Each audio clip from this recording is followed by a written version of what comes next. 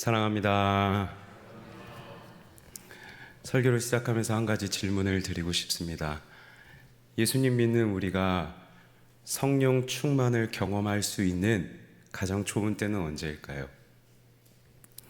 나의 온 마음과 온 몸이 예수님 마음으로 가득해서 이게 예수님 마음이겠구나, 예수님도 나와 같은 마음을 느끼셨겠구나 하며 그 어느 때보다 담대하고 확신에 차는 그 성령 충만한 순간, 우리가 예배하고 기도 드릴 때도 이것을 경험할 수 있기도 합니다.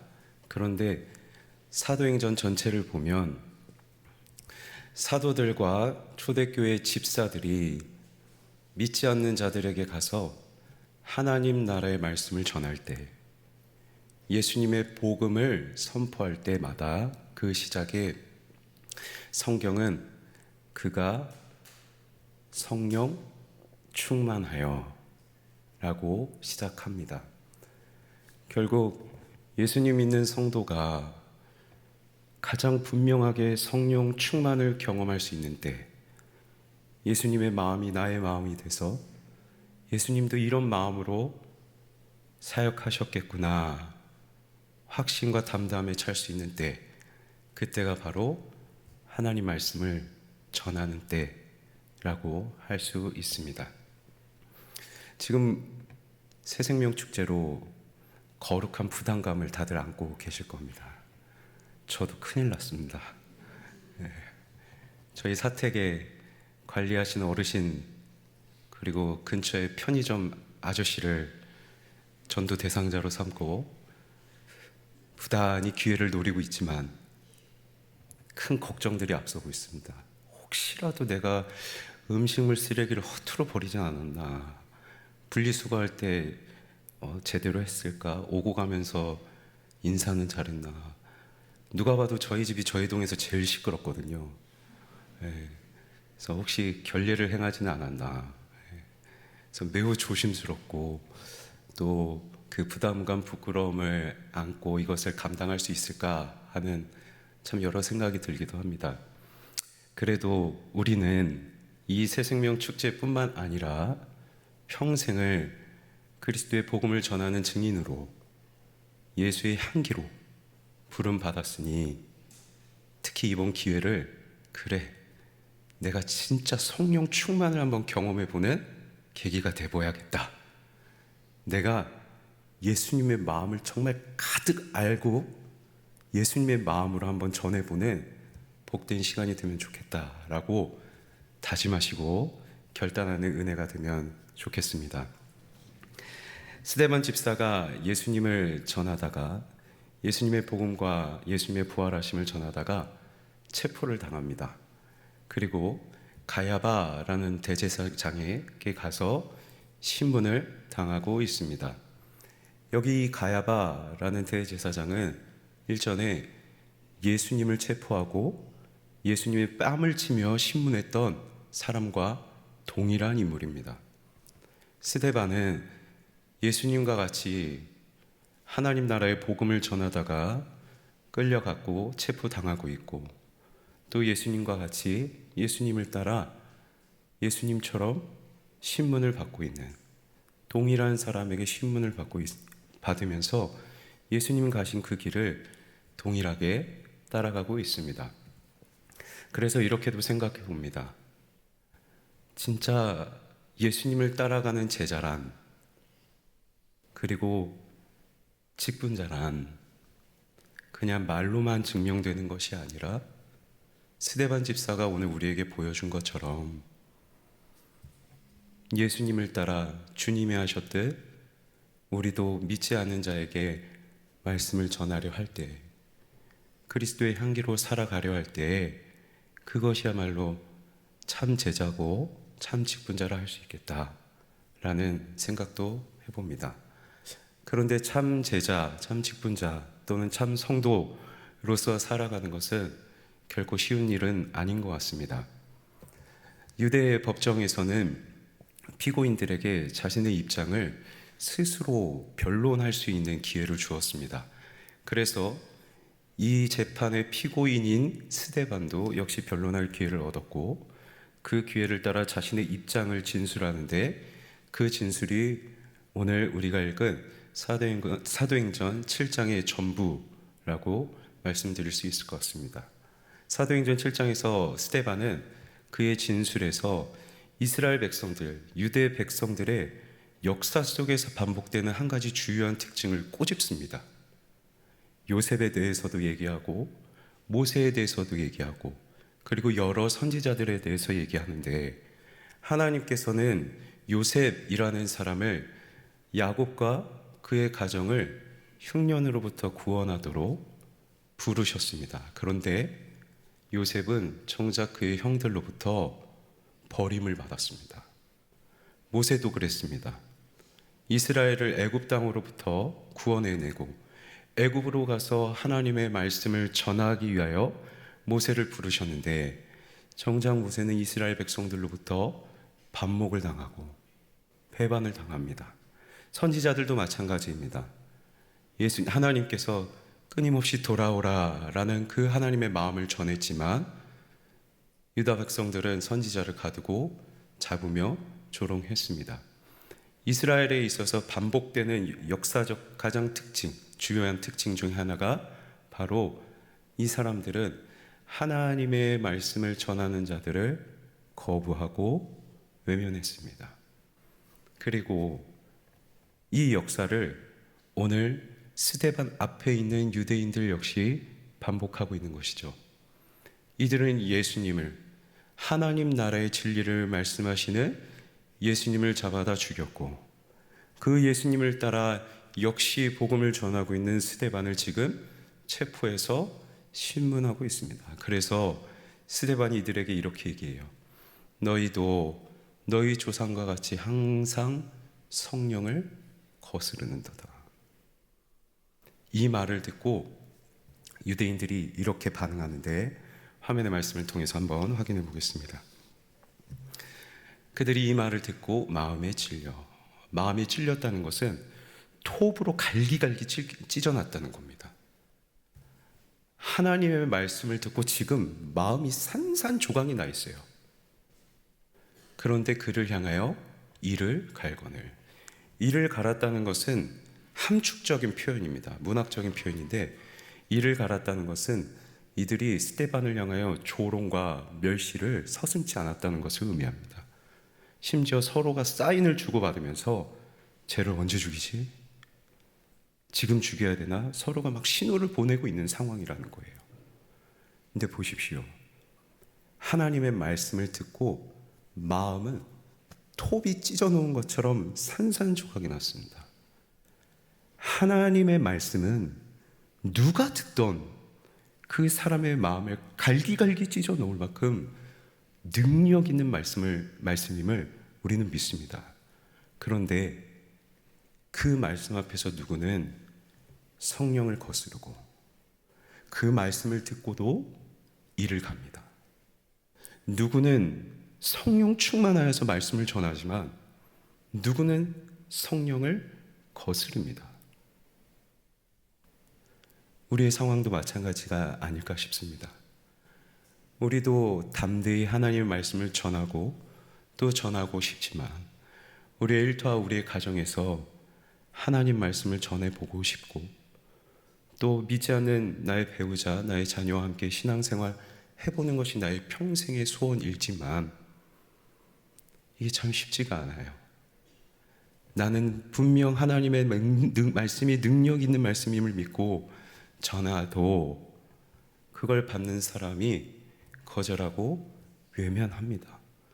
그래서 참 제자로서 하나님의 말씀을 전하며 살아가는 것은 결코 쉬운 일이 아닌 것 같습니다.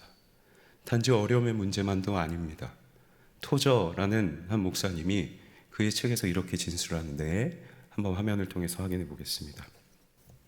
세상의 위대한 사람들은 대부분 외로웠다. 여기서 세상의 위대한 사람들은 앞서 말씀드린 것처럼 요셉, 선지자 모세와 같이 하나님의 진리를 세상에 선포했던 사람들입니다. 믿음의 선조들이 대부분 외로웠대요. 고독했대요. 외로움이란 성도가 그의 성스러움을 위해 지불해야 하는 대가인 것 같다. 능력의 말씀을 듣고도 능력의 말씀임을 알아차리지 못한 채 그 말씀을 거부하며 조롱하는 사람들이 가득한 곳에서 나는 그 말씀을 전해야겠기에 성도로 살아간다는 것은 참 외로운 고독의 대가를 지불해야 되는 것이 성도의 인생이다 라고도 말씀드릴 수 있을 것 같습니다. 그래서 우리는 오늘 스데반이 이 고독한 상황 속에서 그를 향하여 둘러서 언제든지 죽이려 하고 있는 가장 고독한 상황 속에서 스데반이 보여준 그의 태도, 그의 행동을 한번 눈여겨볼 필요가 있습니다. 스데반의 모습을 화면의 말씀을 통해서 확인하겠습니다. 스데반이 성령 충만하여 하늘을 우러러 주목하여. 앞서 저는 믿지 않는 사람들에게 하나님의 말씀을 전하려 할 때 성도는 그때 성령 충만함이 무엇인지 경험할 수 있다 말씀드렸습니다. 성령이 충만하여 내 마음 안에 예수님의 마음이 가득해요. 하늘을 우러러 주목합니다. 주목한다는 것은 다른 곳에 시선을 빼앗기지 않고 오직 하늘에 계신 하나님의 영광과 예수께서 하나님의 우편에 서신 것만 보는 겁니다. 거기에만 집중해요. 가장 고독스러운 현장이 스데반에게 있어서는 가장 성령 충만한 장소였습니다. 사랑하는 성도 여러분, 저와 여러분에게 이 은혜가 있길 간절히 소망합니다. 우리의 일상에서 참 어렵게 많은 부담을 가지고 하나님의 말씀을 전해야 되는 그 고독이, 그 현장이 우리가 성령 충만함을 예수님의 마음으로 가득 차는 그 은혜로운 현장이 되길 간절히 소망합니다. 그렇다면 이 고독 속에서도 성령 충만한 성도는 어떻게 구체적으로 행동하게 될 것인가?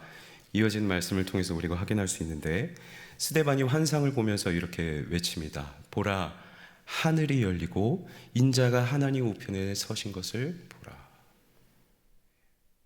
지금 스데반이 하나님 우편에 서신 예수님을 향하여 인자라고 고백합니다. 인자라는 말은 유대인들에게 있어서 메시아라는 것을 의미합니다. 심지어 다니엘도 하나님의 아들이 곧 인자임을 다니엘서에서 기록합니다. 따라서 스데반이 지금 하나님 옆에 서 계신 예수님을 향하여 인자라고 말하는 것은 스데반이 지금 자기 입으로 예수님이 하나님의 아들이십니다, 예수님이 메시아이십니다 라는 것을 선포하는 겁니다. 그런데 이들은 예수님이 스스로 하나님의 아들이심을, 예수님이 스스로 내가 메시아임을 말하였다는 이유로 신성모독죄라 하며 예수님을 죽였습니다. 그런데 스데반이 그들을 향하여 너희가 예수님이 메시아라 했다는 이유로, 하나님의 아들이라 하며 신성모독죄를 지었다는 이유로 예수님을 죽였지만 예수님이 하나님의 아들이심이 맞다라고 담대하게 선포하고 있는 것이죠. 그리고 그 예수님, 하나님의 아들 메시아가 하늘 우편에 서 계시대요. 지금 이 사람들은 예수님을 죽였습니다.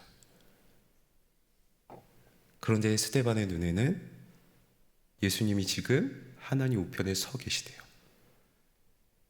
예수님이 살아계시대요.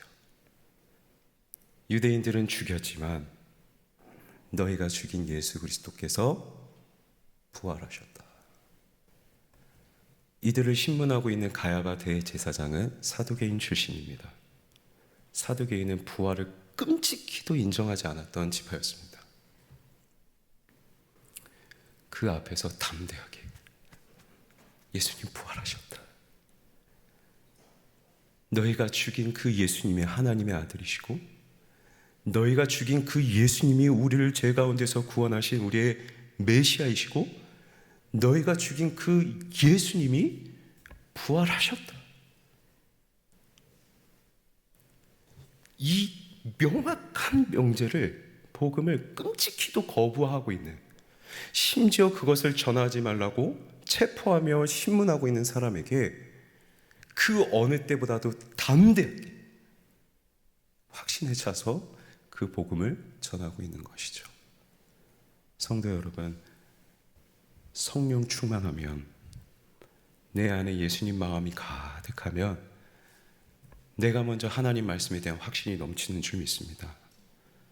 하나님께서 나의 구원자의 힘이 확신해지고, 하나님께서 하나님의 아들이시고 예수님께서 부활하셨다는 것이 우리에게 확신이 되고, 그래서 더욱 담대하게 이것을 선포할 수 있는 것, 이게 성령 충만한 사람의, 성도의 모습. 성령 충만한 저와 여러분이 되길 간절히 소망합니다. 성령 충만한 성도의 모습은 여기서 멈추지 않습니다. 사람들이 이 스데반의 말을 듣고 이제 이성을 잃었습니다. 소리를 지르며 귀를 막아요. 듣기 싫다는 거죠. 그러면서 돌을 들어 스데반을 치려고 합니다.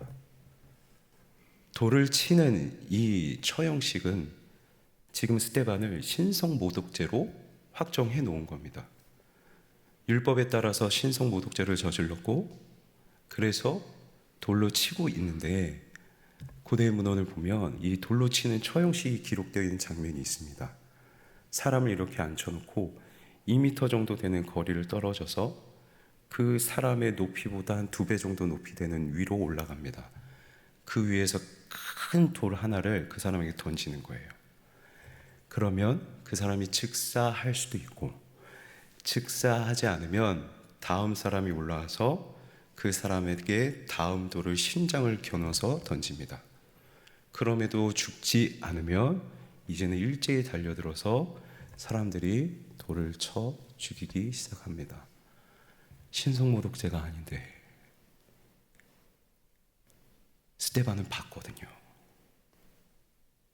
보여주셨거든요. 예수님께서 하나님 우편에 서서 계신 걸 보여주셨거든요. 보여주셔서, 그의 눈에 담아주셔서 그가 전하는 복음이 거짓이 아니었음을 스데반에게 알려주셨거든요. 그래서 더 확신 가지고 이게 진리라고 선포했는데 이들은 신성모독죄라고 죽여요. 이 억울한 죽음 앞에서 성령 충만한 스데반이 크게 외치며 하나님 앞에 구하는 기도의 제목이 있습니다. 그것이 무엇인지 말씀을 확인하시죠.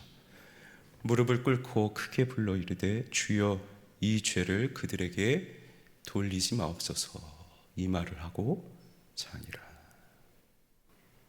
자신을 신성모독죄로 몰아세우며 돌로 치는 그 끔찍한 형벌을 향하는 자에게, 자신이 전하는 이 지극히도 진리인 복음을 끝까지 거부하며 성령을 거스르는 자들에게, 그들을 위하여 기도하는데 하나님 이들의 죄를 저들에게 돌리지 마옵소서. 끝까지 그들을 긍휼히 여깁니다. 성령 충만한 스데반 안에 내 복음 전도 대상자를 향한 긍휼히 여기는 마음이 가득해요. 그런데 이 마음은 바로 예수님의 마음이었죠. 누가복음 23장, 같은 저자 누가가 기록한 누가복음 23장에서 예수님은 십자가에서 매달리시고 모두가 예수님을 향하여 조롱하는 가장 극심한 고독 가운데서도 주님 앞에 기도합니다. 하나님, 아버지, 저들의 죄를 용서하여 주옵소서. 스데반의 마음이 예수님의 마음으로 가득해서 성령 충만하니, 성령 충만한 성도는 끝까지 긍휼히 여깁니다. 저와 여러분 가운데 이 긍휼히 여기는 마음이 가득하면 좋겠습니다.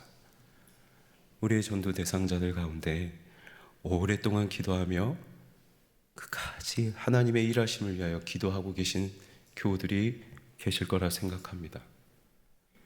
그들을 사랑하는 마음으로, 안타까이 여기는 마음으로 수없이 하나님의 복음을 전해왔지만, 교회 같이 가자 해왔지만 수없이 역시 거절당하는 것이 나의 현실. 하지만 하나님께서 저와 여러분에게 긍휼히 여기는 그 성령 충만한 마음을 부어주셔서 끝까지 그들을 위하여 기도할 수 있는 저와 여러분이 되면 좋겠습니다. 마지막으로 질문 한 가지 더 드립니다.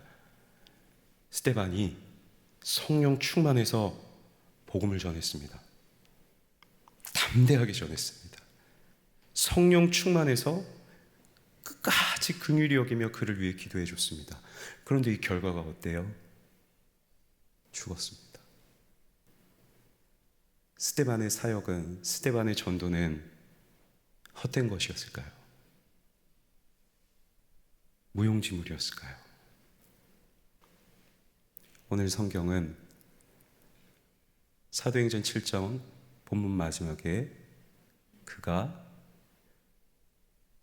잔이라, 죽었다고 기록하지 않습니다. 사도행전의 저자는 누가는 의사 출신입니다. 의사 출신이 사람의 죽음을, 신체적인 죽음을 보고 죽었다라고 기록하지 않고 그가 잔다라고 기록하는 것은 여기에 우리가 주목할 필요가 있는 의미가 있다고 생각합니다. 스데반은 죽었지만 아마도 그가 뿌려놓은 복음의 씨앗, 그가 행했던 전도의 사역과 그가 드렸던 기도의 열매는 죽지 않았기에, 그 열매는 살아있기에 그가 잔다라고 말하지 않을까 생각합니다. 그렇다면 스데반이 남겨놓은 이 전도의 열매, 그가 끝까지 긍휼히 여기며 기도했던 그의 이 기도의 열매는 과연 무엇이었을까요? 오늘 누가가 본문의 끝부분에 슬쩍 한 가지 삽입한 한 구절이 있습니다. 한번 눈으로 확인하시겠습니다. 성 밖으로 내치고 돌로 칠새 증인들이 옷을 벗어 사울이라 하는 청년의 발 앞에 두니라. 스데반이 돌에 맞아 죽을 때, 하나님 나라의 복음을 전할 때 그 옆에서 돌로 치는 사람들의 옷가지를 관리해 줬던 사울, 우리가 잘 알고 있는 바울입니다. 스데반의 기도를 하나님이 들으셨습니다. 스데반의 전도의 열매가 죽지 않았습니다.